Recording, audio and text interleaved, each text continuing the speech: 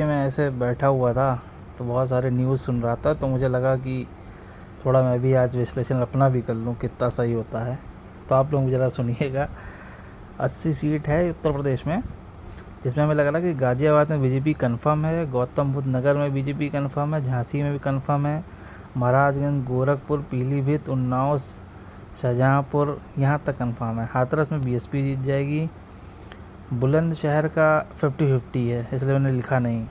Banarasi confirm है, मथुरा भी confirm है, फतेहपुर सीकरी सपा है, संभल में सपा है, अलीगढ़ सपा है, मुरादाबाद में भी सपा है, आगरा में बीजेपी है, लखनऊ में बीजेपी है, मोहनलालगंज में बीजेपी है, आजमगढ़ में सपा है, खीरी में बीजेपी है, अमरोहा में सपा है, कुशीनगर में बीजेपी है, मिर्ज़ापुर में कंफर्म नहीं है, मेरठ में बीजेपी है, जलौन में बीजेपी है, केसरगंज का भी कंफर्म नहीं है, अकबरपुर भी नहीं कंफर्म, सीतापुर भी नहीं कंफर्म, देवरिया में बीजेपी है, हमीरपुर नहीं कंफर्म है, घोसी में सपा है, मुजफ्फरनगर में भी कंफर्म नहीं है, फर्रुखाबाद में कंफर्म नहीं है, नगीना में बीएसपी है, हरदोई में बीजेपी है। नगीना में इसलिए क्योंकि वहाँ पे शेड्यूल कास्ट ज़्यादा है, तो शायद इसलिए वहाँ बीएसपी जीत जाएगी, ऐसा मुझे लग रहा है।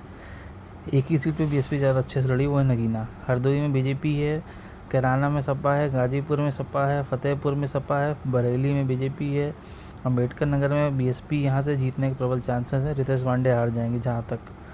कन्नौज में सपा है, बिजनौर में बीएसपी है, रामपुर में सपा है, अटा में सपा है, फूलपुर में सपा है, आंवला में भी सपा है, बाराबंकी में बीजेपी है, रायबरेली कांग्रेस है, मिश्रिक में नहीं कन्फर्म है, अयोध्या में बीजेपी है, बहराइच में नहीं कन्फर्म है, बागपत में बीजेपी है, मैनपुरी, इटावा, जौनपुर में सपा कन्फर्म है, लालगंज नहीं पता, शाहजहाँपुर में सपा है। इसके अलावा मैंने इसमें क्या नाम है, धौरहरा में नहीं कन्फर्म है कौन जीत रहा है, मुझे वहाँ का आइडिया नहीं है। बदायूं में सपा है, चंदौली में बीजेपी जीत जाएगी, भदोही में भी कन्फर्म नहीं है कौन जीतेगा, गोंडा में सपा जीत जाएगी, फिरोजाबाद में नहीं कन्फर्म है, इलाहाबाद में भी नहीं कन्फर्म है, अच्छी फाइट है वहाँ पे। डुमरियागंज में भाजपा है, मछली शहर में भी कन्फर्म नहीं है, शायद में भी क्या नाम कर वीपी सरोज शायद जीत जाए भाजपा से, लेकिन वहाँ पे रागिनी सोनकर जी जो विधायक उनका थोड़ा हो सकता है उससे सपा जीतने के चांसेस बन जाए। बांदा कन्फर्म बीजेपी है, बस्ती भी हरीश द्विवेदी जी जीत जाएंगे कन्फर्म है, बलिया में भी अच्छी फाइट है वहाँ पे, सनातन पांडे की और नीरज शेखर के जो प्रधानमंत्री के बेटे हैं, लेकिन कन्फर्म नहीं है अभी। कानपुर बीजेपी कन्फर्म है, अमेठी कांग्रेस 1 से 1.5 लाख वोट से कन्फर्म जीतेगी, किशोरी लाल शर्मा जी जीत जाएंगे। सलेमपुर में सपा है, संत कबीर नगर में भी बीजेपी ही जीत जाएगी, सुल्तानपुर में भी कन्फर्म, मेनका गांधी शायद मुझे लगता है 8-10 हज़ार वोट से ही हार जीत का अंतर रहेगा। वैसे हमें पता नहीं क्यों लग रहा है कि शायद निषाद जी ही जीत जाएं, एसपी जीतेगी शायद सुल्तानपुर से।